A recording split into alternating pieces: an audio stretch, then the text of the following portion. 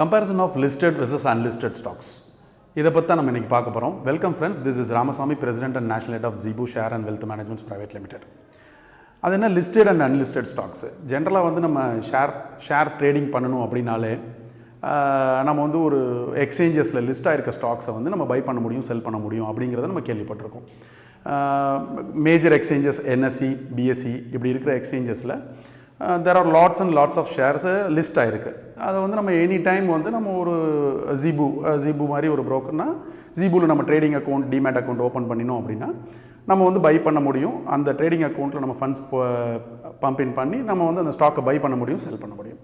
இது வந்து லிஸ்டட் ஸ்டாக்ஸை பொறுத்த வரைக்கும் இது காமனான விஷயம். இது மோஸ்ட்லி எல்லா ட்ரேடர்ஸ்க்கும் இன்வெஸ்டர்ஸ்க்கும் தெரிஞ்சிருக்கும். ஆனால் அது என்ன அன்லிஸ்டட் ஷேர்ஸ்? அன்லிஸ்டட் ஷேர்ஸ் எங்கேருந்து வருது? ஏன் அது அன்லிஸ்டடில் இருக்குது? இந்த மாதிரி நிறைய உங்களோட சந்தேகங்களை தீர்க்கிறது தான் இன்றைக்கி இந்த வீடியோவோட நோக்கமாக இருக்கும். லிஸ்டட் ஸ்டாக்ஸுங்கிறது வந்து ஃபஸ்ட்டு ஒரு கம்பெனி அவங்களோட ஷேர்ஸை பப்ளிக்கிட்ட செல் பண்ணி, அதாவது அவங்க வந்து ஃபண்ட் ரைஸ் பண்ணுறதுக்காக அவங்களோட ஷேர்ஸை வந்து பப்ளிக்கில் ரோல் அவுட் பண்ணி ஃபண்ட்ஸ் கலெக்ட் பண்ணி அந்த ஃபண்ட்ஸை வந்து கொண்டு போய் அவங்க கம்பெனியில் இன்வெஸ்ட் பண்ணி அந்த இன்வெஸ்ட்மெண்ட்டை வச்சு அவங்க கம்பெனியை க்ரோ பண்ணி ஆஸ் வெல் அஸ் அவங்கள இன்வெஸ்ட் பண்ண அந்த இன்வெஸ்டர்ஸ்க்கு ரிட்டர்ன்ஸ் கொடுக்குறாங்க. ஸோ இது வந்து ஒரு லிஸ்டட் ஸ்டாக்கில் நடக்கிற ஒரு விஷயம். அன்லிஸ்டட் ஸ்டாக்ஸில் இது நடக்குதா அப்படின்னா அது மாதிரி நடக்காது. இந்த அன்லிஸ்டட் ஸ்டாக் எங்கேருந்து வருது அப்படின்னா, ஒரு கம்பெனி இருக்குது, நான் வந்து லிஸ்டிங்க்கு வரல, இது வரைக்கும் லிஸ்டிங்க்கு வரல. ஆனால் நான் என்னோடய ஸ்டாக்கை வந்து என்ன பண்ணுறேன்னா ISIN கிரியேஷன் படி டீமெட்டீரியலைஸ் பண்ணிடுறேன். டீமெட்டீரியலைஸ் பண்ண பிறகு நான் என்ன பண்ணுறேன்னா பப்ளிக்கிட்ட செல் பண்ணாமல் நான் என்னோடய எம்ப்ளாயீஸ்க்கு அதை ஸ்டாக்காக கொடுக்குறேன். ESOP மூலமாக, எம்ப்ளாயி ஸ்டாக் ஆப்ஷன்னு சொல்லுவோம். ESOP மூலமாக நம்ம என்ன பண்ணுறோன்னா என்னோடய எம்ப்ளாயீஸ்க்கே கொடுத்துட்றேன்.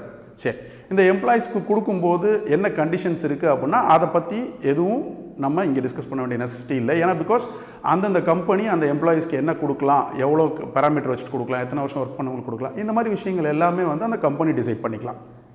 சரி, நான் வந்து என்ன பண்ணுறேன், ISIN கிரியேட் பண்ணி டீமெட்டீரியலைஸ் மோடுக்கு மாற்றி ஏன்னா நான் வந்து ஒரு RTA அப்பாயிண்ட் பண்ணி ஒரு டெபாசிட்ரியில் கொண்டு போய் என்னோடய ஷேரை ரெஜிஸ்டர் பண்ணிவிட்டு நான் என்னோடய எம்ப்ளாயீஸ்க்கு அதை பிரித்து கொடுக்குறேன். சரி, எம்ப்ளாயீஸ்க்கு மட்டும்தான் பிரித்து கொடுக்க முடியுமா அப்படின்னா no, it is not like that. எம்ப்ளாயீஸ்க்கு மட்டும் பிரித்து கொடுக்கணுங்கிற நெசசிட்டி கிடையாது.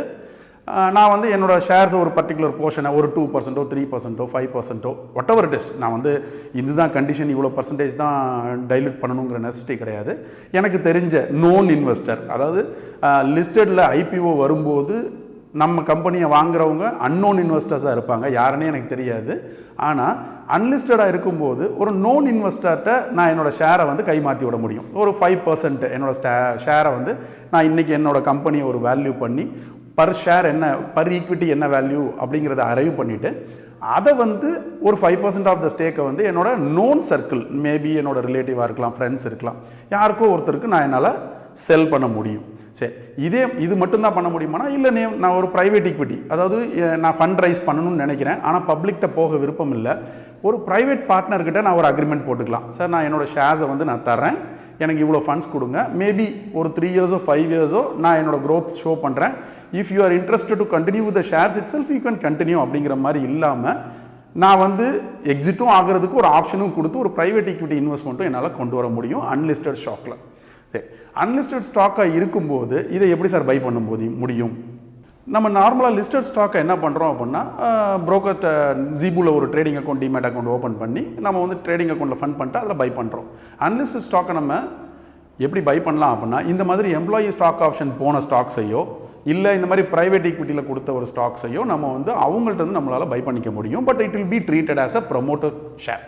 ப்ரமோட்டர் ஷேர் அப்படின்னா அதில் ஏன் சார் அந்த ப்ரமோட்டர் ஷேருங்கிற பாயிண்ட் ஏன் அங்கே வருது அப்படின்னா, நம்ம அந்த அன்லிஸ்டட் கம்பெனி என்றைக்கோ ஒரு நாள் DRHP ஃபைல் பண்ணி IPO போகிறாங்க அப்படிங்கிற பட்சத்தில் ப்ரமோட்டரோட ஷேரை வந்து எர்லியராக 1 இயருக்கு, அதாவது லிஸ்டட் டேட் ஆஃப் லிஸ்டிங்லேருந்து 365 டேஸ்க்கு செல் பண்ணக்கூடாது அப்படிங்கிற கண்டிஷன் SEBIயில் இருந்தது. ரீசெண்ட்லி 3 months பேக் என்ன ஆச்சு அப்படின்னா, even though if it is a promoter share, அது வந்து கை மாறிடுச்சு அப்படின்னா, அதாவது எம்ப்ளாயிக்கு போயிட்டு இன்னொருத்தர் ப்ரைவேட் பார்ட்டிக்கு விற்றுருக்காரு, இல்லை ஒரு ப்ரைவேட் ஈக்விட்டி பர்சன் வாங்கி இன்னொருத்தவங்களுக்கு விற்றுருக்காங்க அப்படின்னா, அதாவது செகண்ட் சேல் நடந்துருச்சு, டிரான்சாக்ஷன் நடந்துருச்சுன்னா 6 months கண்டிப்பாக செல் பண்ணக்கூடாது அப்படிங்கிற மாதிரி ஒரு 6 months டைம் ஃப்ரேமை கொஞ்சம் குறைச்சி SEBI வந்து ஒரு ரூல் பாஸ் பண்ணிட்டாங்க. ஸோ அன்லிஸ்டட் ஸ்டாக்ஸை நீங்கள் வாங்குனீங்கன்னா, அதாவது யார்கிட்ட வாங்க முடியும்னா அந்த எம்ப்ளாயிட்ட வாங்கலாம், இல்லை ஒரு ப்ரைவேட் ஈக்விட்டி வச்சுருக்கவங்கள்ட்ட வாங்கலாம், யார்கிட்ட வேணாலும் வாங்கலாம். ஈவன் நீங்கள் ப்ரமோட்டர்கிட்டே பேசி கூட வாங்க முடியும். டைரெக்டாக போய் ப்ரமோட்டர்கிட்ட நான் உங்கள் கம்பெனியை வந்து ஒரு 2% ஸ்டேக் நான் எடுத்துக்கலான்னு மாதிரி ஒரு டீல் பேசிவிட்டு நீங்கள் ப்ரமோட்டர்கிட்டே you can buy it out. ஆனால் இப்படி ப்ரமோட்டர்கிட்ட பை பண்ணுற ஸ்டாக்கை நீங்கள் you can not sell it for 6 months from the date of listing. என்னைக்கு மார்க்கெட்டில், அதாவது பப்ளிக் இஷ்யூ வந்த பிறகு மார்க்கெட்டில் என்னைக்கு லிஸ்ட் ஆச்சோ அன்னையிலேருந்து 6 months you cannot sell that share. Right. சரி, லிஸ்டட் ஸ்டாக்ஸு நான் கொஞ்சம் 15 வருஷமாக மார்க்கெட்டில் இருக்கேன். நான் வந்து எங்கே பார்க்க முடியுங்கிறது எனக்கு தெரியும். என்னோட ட்ரேடிங் டெர்மினல்லே நான் பார்த்துறேன். அன்லிஸ்டட் ஷேர்ஸு நான் எங்கே பார்க்கலாம், என்னென்ன ஷேர் அன்லிஸ்டடில் இருக்குது அப்படின்னு பார்த்தோம் அப்படின்னா, நிறைய ஃபேமஸான ஸ்டாக்ஸ், நிறைய நமக்கு நோன் கம்பெனி ஸ்டாக்ஸ் அன்லிஸ்டடில் இன்னமும் ஸ்டில் சர்க்குலேஷனில் இருக்குது. For example Tamil Nadu mercantile bank, Reliance retail, HDFC securities, Capgemini, இது மாதிரி very very very well known companies, 5 star capital finance, Tata technologies, இந்த மாதிரி நிறைய நோன் கம்பெனிஸ் வந்து அன்லிஸ்டடில் இன்னமும் it is being circulated. You can take an example of national stock exchange. என்எஸ்சியோட share பார்த்தீங்கன்னா அன்லிஸ்டடில் இன்னமும் இட் இஸ் அவைலபிள். இதை எப்படி பர்ச்சேஸ் பண்ண முடியும் அப்படின்னா, ரீட்டைலர்ஸ்ட்டை இந்த மாதிரி நீங்கள் வந்து என்ன பண்ணுங்கன்னா, ஒரு இதை சர்க்குலேட் பண்ணுறதுக்குன்னு ஒரு சில ஏஜென்சிஸ் இருக்காங்க. நீங்கள் you can approach us, we can guide you, எப்படி அதை பை பண்ணலாங்கிறத எங்களால் உங்களுக்கு கைட் பண்ண முடியும். இந்த டாபிக் உங்களுக்கு பிடிச்சிருந்ததுன்னா உங்கள் ஃப்ரெண்ட்ஸோட ஷேர் பண்ணுங்கள். இதை பற்றி ஃபர்தர் மோர் டீட்டெயில்ஸ் உங்களுக்கு ரிக்வயர்டாக இருந்தால் டிஸ்கிரிப்ஷனில் என்னோட காண்டாக்ட் டீட்டெயில்ஸ் கொடுத்துருக்கேன், என்னைய ரீச் பண்ணுங்கள். தேங்க்யூ ஃபார் வாட்சிங் திஸ் வீடியோ.